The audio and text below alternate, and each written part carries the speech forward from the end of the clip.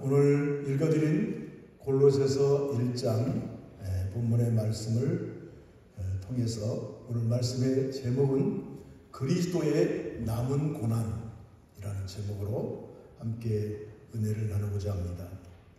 바울은 오늘 24절 본문 말씀에서 나는 이제 너희를 위해 받는 괴로움을 기뻐하고 그리스도의 남은 고난을 그의 몸된 교회를 위해 내 육체에 재우노라. 그리스도의 남은 고난에 대해서 말씀하고 있습니다. 여러분, 사랑하는 우리 주님께서는 인류 구원을 이루시기 위하여 자신의 몸을 하나님 앞에 제물로 드리셨습니다. 우리 주님께서는 인간이 당하는 형벌 중에 가장 최고의 형벌인 십자가형을 받으시고 극심한 고통 가운데서 죽어가셨습니다. 사람이 죽으면 모든 육체적인 고통에서 해방되는 거예요.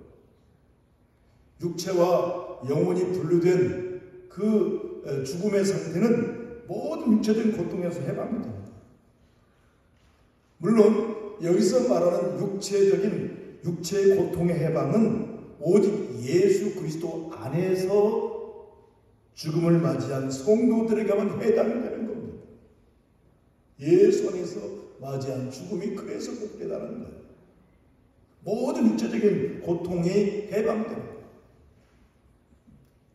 특별히 24절에서 바울은 그리스도의 남은 고난에 대해서 언급하고 있는데요. 이 시간은 그리스도의 남은 고난이 과연 무엇이냐, 그리고 그 그리스도의 남은 고난이 우리와 무슨 어떤 상관이 있는가에 대해서 생각해보며 은혜를 나누고자 합니다. 첫 번째, 바울은 24절에서 교회가 바로 주님의 몸이다, 이걸 선포하고 있습니다. 따라합시다. 교회가 주님의 몸입니다. 여기 보면 나는 이제 너희를 위해 받는 괴로움을 기뻐하고 그리스도의 남은 고난을 그의 몸된 교회를 위하여 내 육체에 채우노라 그랬습니다. 그의 몸된 교회를 위하여 내 육체에 채운다라고 말씀하고 있습니다. 에베소서 1장 22절에도 보면 또 만물을 그의 발 아래 복종하게 하시고 그를 만물 위에 교회의 머리로 삼으셨느니라. 교회는 그의 몸이니 만물 안에서 만물을 충만케 하시는 이의 충만함이니라. 교회가 주님의 몸이라는 거예요.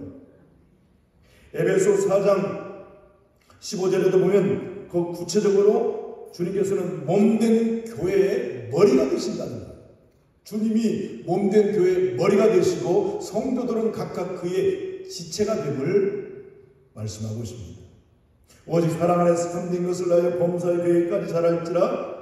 그는 머리니 곧 그리스도라. 그에게서 온 몸이 각 마디를 통하여 도움을 받음으로 연결되고 결합되어 각 지체의 분량대로 역사하여 그 몸을 자라게 하며 사랑 안에서 스스로 세우느니라 그랬습니다. 예수님이 교회의 머리가 되신다. 우리 모든 성도들은 그의 지체가 된다는 말씀. 여러분, 교회가 주님의 몸이 됨을 꼭 기억하시기를 바랍니다. 우리가 교회를 섬기고 교회를 청소하고 봉사하고 헌신하는 모든 것이 바로 주님의 몸을 가꾸는 거예요. 교회는 주님의 몸이라고 했으니 교회를 위해서 쓸고 닦고 헌신하고 충성하고 봉사하는 이 모든 것들은 주님의 몸을 가꾸는 것이고, 교회의 구성원들인 성도들을 섬기는 일은, 모든 일은 주님의 지체를 섬기는 일이에요.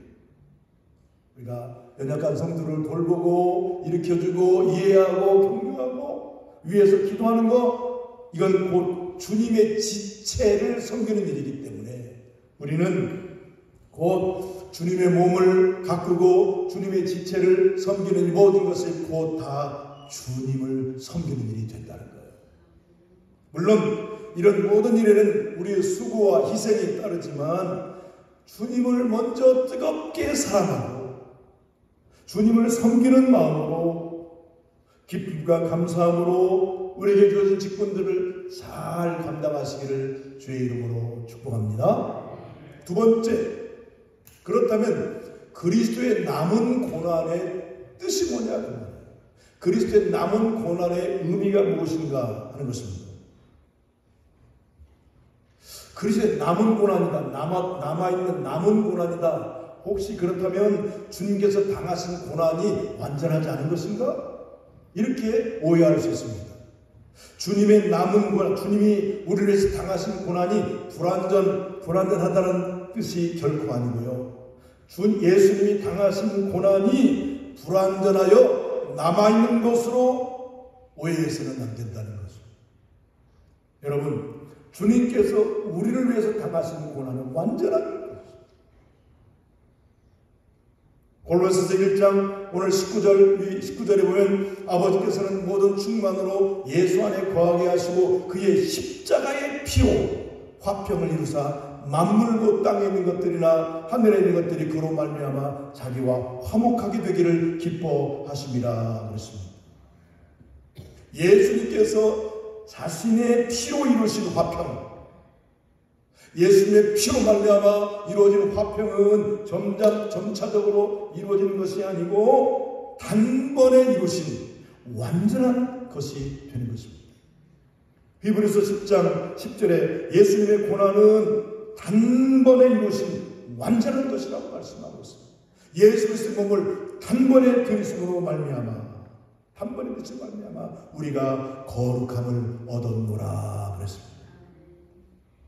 예수님의 고난은 한 번에 이루신 완전한 것이고 예수님께서 십자가에서 이루신 구원 역시 그 구원은 완전하신 구원임을 선포하고 있는 것입니다. 계속해서 11절 이하에 보면 제사장마다 매일 서서 섬기며 자주 같은 제사를 드리되 이 제사는 언제나 죄를 없게 하지 못하거든요. 제사장들이 매일매일 섬기는 제사, 그거는 죄를 없게 하지 못하거니와 오직 그리스도는 죄를 위하여 영원한 제사를 드리시고 하나님 우편에 앉으사 그 위에 자기 원수들을 자기 발등상이 되게 하실 때까지 기다리시나니 그가 거룩하게 된 자들을 한 번의 제사로, 예수님이 한 번의 제사로 영원히 온전하게 하셨느니라. 아멘. 우리 육신의 이 인간의 제사장들은 매일매일 제사를 드려요.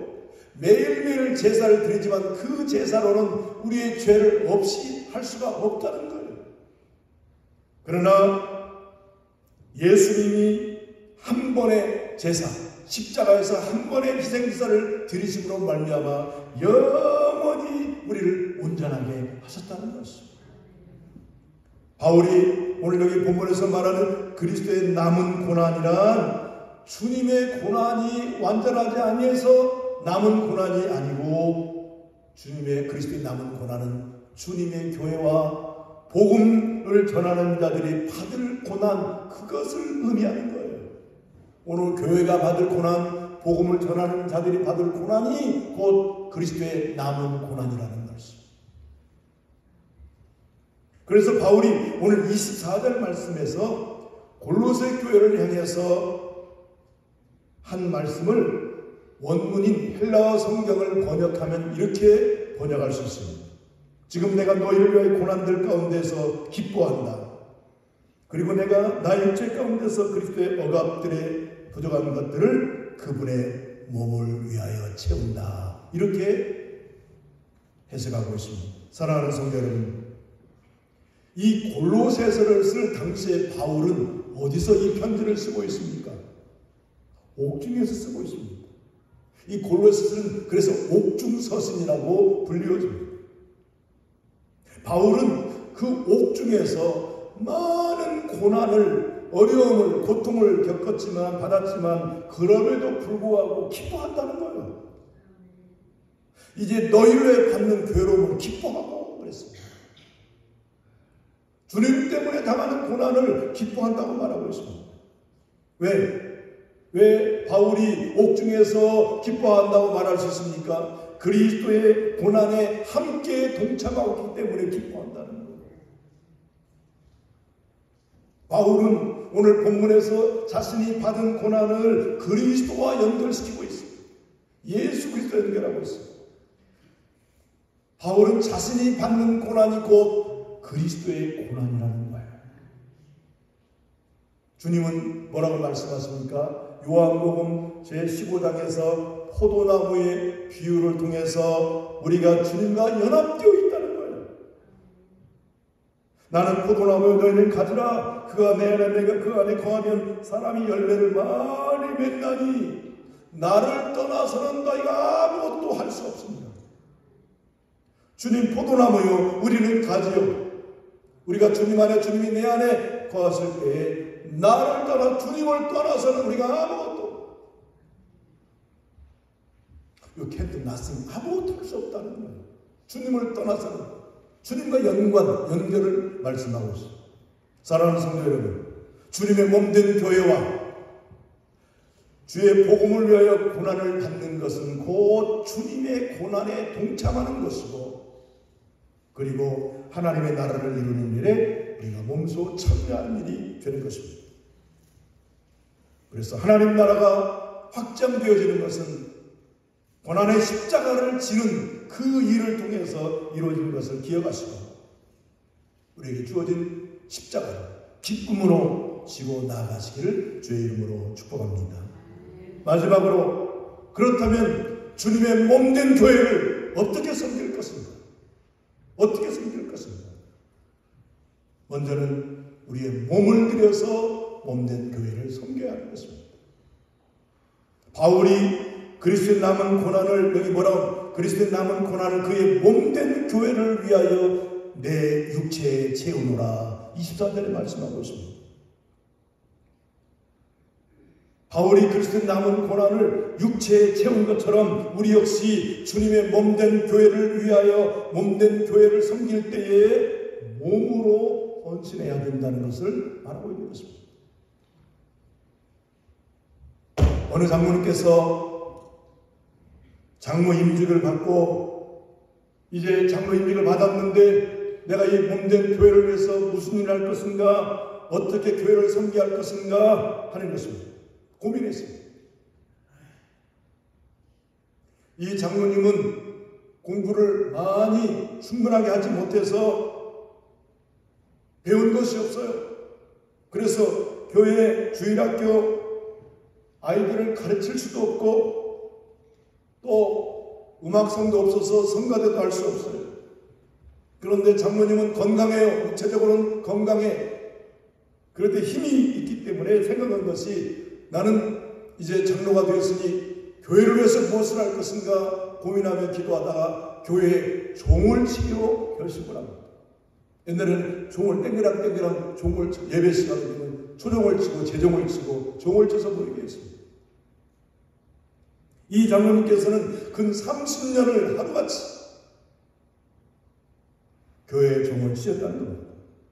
비록 이 장로님께서는 학벌은 없었지만 농사를 아주 잘 지어서 부자 농사꾼이 되셨고, 또 신앙적으로나 행실로 아주 모범적이고 겸손하시어 모든 사람들에게 다 이구동성으로 칭찬을 듣는 그런 정말로 귀한 장로님이셨습니다.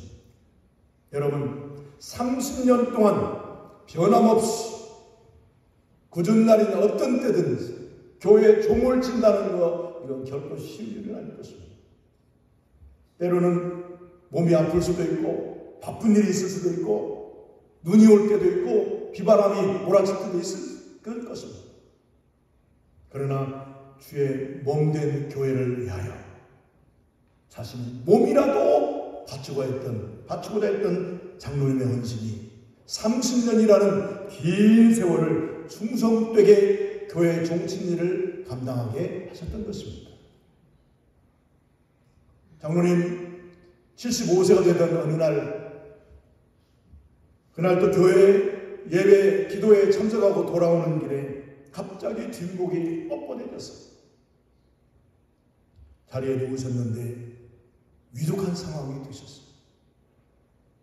그러자 자신의 마지막 죽음을 예견하신 장로님께서는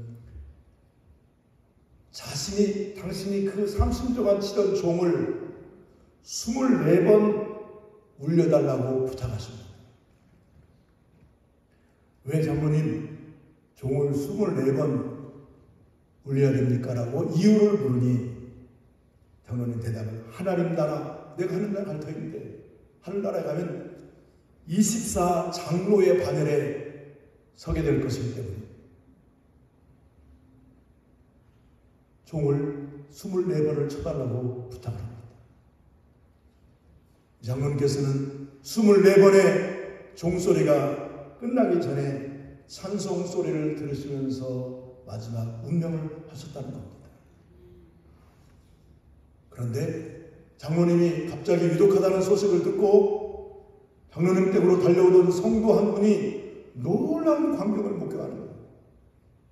그 장로님께서 운명하시는 바로 그날 그 시간에 두 줄기의 강한 빛이 장로님 댁에서 하늘로 확 솟는 광경을 목격한 것입니다. 주님의 몸된 교회를 위하여 자기는 몸이라도 바치겠다고 30년을 변함없이 헌신하신 귀한 종 장로님의 간증입니다. 우리가 고난주간에 부르는 찬송 중에 143장에 보면 늘 울어도 눈물로써 못 갚을 줄 알아. 몸밖에 드릴 것 없어 이 몸 바칩니다. 이런 찬송을 우리가 드립니다. 우리가 이처럼 몸밖에 드릴 것 없어 몸을 드린다고 바친다고 부르는 찬송은 부르지만 과연 주님을 위해서 주님의 몸된 교회를 위하여 우리는 얼마나 우리의 몸을 바치고 있는가 하는 것입니다. 우리 귀한 장로님의 귀한 헌신이 우리 모두에게 큰 울림이 되기를 주의 이름으로 축복합니다. 두 번째는 우리가 주님의 몸된 교회를 위해서 몸을 바치고 두 번째는 마음을 바쳐야 된다는 거예요.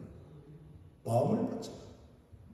마음을 바친다는 얘기는 주의 몸된 교회의 모든 일에 매사에 관심을 갖는 것을 말하는 거예요. 마음이 가는 거예요. 어떤 사람은 매사에 불평하며 내가 그래도 교회에 관심이 있기 때문에 불만하는 거야, 불평하는 거야 이렇게 생각하는 사람들이 있어요. 평안한 교회는 분쟁이 발생하는 교회마다 반드시 그 교회에 세워지는 그 조직이 있는데 그게 뭡니까? 교회를 사랑하는 모임이라는 조직이. 자기들은 교회를 사랑하기 때문에 막 이러고 뭐 주장하는 거예요. 그런데 가장 문제는 뭐냐? 교회를 사랑하는 자들의 그 모임에 속한 자들 때문에 교회가 더 시끄러워지더라고요. 오늘 그런 시끄럽게 하는 그런 모임보다는 주님 앞에 더 인정받고 귀하게 여김받는 모임은 교회를 위해서 기도하는 모임이에요. 앉아가지고 불평하고 원망하고 정죄하고 남의 탓하고 그것이 교회를 사랑하는 것이 아니에요. 교회를 위해서 더불어 모여서 기도하는 그 모임이 정말 하나님이 인정하시고 기뻐하시는 그런 모임이 되는 것입니다. 우리가 주님의 몸된 교회가 혹 어려움을 당하면 모두가 한마음으로 주 앞에 무릎을 꿇을 때에 하나님께서는 모든 것이 합력하여 선을 이루게 하실 줄로 믿습니다. 여러분, 주님의 몸된 교회를 위해서 몸도 드리고 마음을 드리는 사람은 자연히 시간도 드리고 물질도 드리고 재능도 주 앞에 드리게 되어 있습니다. 사랑하는 성도 여러분, 이 세상에 완전한 교회가 있을까요? 아무런 세상을 다 뒤져봐도 이 세상에 이 지상교회에 완전한 교회는 없습니다. 그런데 완전한 교회는 없다 할지라도 칭찬받는 교회는 있습니다. 칭찬받는 교회. 주님께서는 소아시아의 7교회 중에 서머나 교회와 빌라델비아 교회를 향하여 칭찬하셨어요. 주님이 칭찬해요. 이 두 교회는 주님으로부터 칭찬만 들었지 책망은 받지 않았어요. 얼마나 귀한 일입니까? 비록 주님께서는 우리가 비록 이 불완전한 세상 속에 살고 있지만 주님의 몸된 교회는 완전한 대로 나아가기를 원하신다는 말씀입니다. 에베소서 5장 25절 이는 물로 씻어 말씀으로 깨끗하게 하사 거룩하게 하시고 자기 앞에 영광스러운 교회로 세우사 티나 주름 잡힌 것이나 이런 것들이 없이 거룩하고 흠이 없게 하려 하심이라. 아멘. 주님의 몸된 교회가 완전해지기 위해서는 먼저 말씀 위에 굳게 세워져 있어야 한다는 것입니다. 주님께서는 왜 빌라델비아 교회를 향하여 칭찬하셨습니까? 내가 내 행위를 나누니 내가 작은 능력을 가지고서도 내 말을 지키며 내 이름을 배반하지 아니하였도다 그랬습니다. 작은 능력을 가지고도 내 말을 지켰다는 거예요. 하나님 말씀을 생명같이 여기고 지킬 때에 하나님 앞에서 티나 주름 잡힌 것이 없는 영광스러운 교회로 나아갈 수가 있는 것입니다. 마지막으로 고린도전서 3장 16절 이하에 보면 아주 중요한 말씀이 나오고 있습니다. 같이 한번 읽어보겠습니다. 너희가 하나님의 성전인 것과 하나님의 성령이 너희 안에 계시는 것을 알지 못하느냐? 누구든지 하나님의 성전을 더럽히면 하나님이 그 사람을 멸하시리라. 하나님의 성전은 거룩하니 너희도 그러하니라. 아멘. 너희가 하나님의 성전이라는 거예요. 내가 곧 하나님의 성전이라는 거예요. 사랑하는 성도 여러분, 주님 앞에 완전한 자리에 나아가기 위해서 주님의 몸된 교회를 위해서 헌신하시고 복음을 위해서 그리스도의 남은 고난을 육체의 체험으로 우리 백봉교회가 영광스러운 교회로 칭찬받고 그렇게 세워져 나아가기를 주의 이름으로 축복합니다.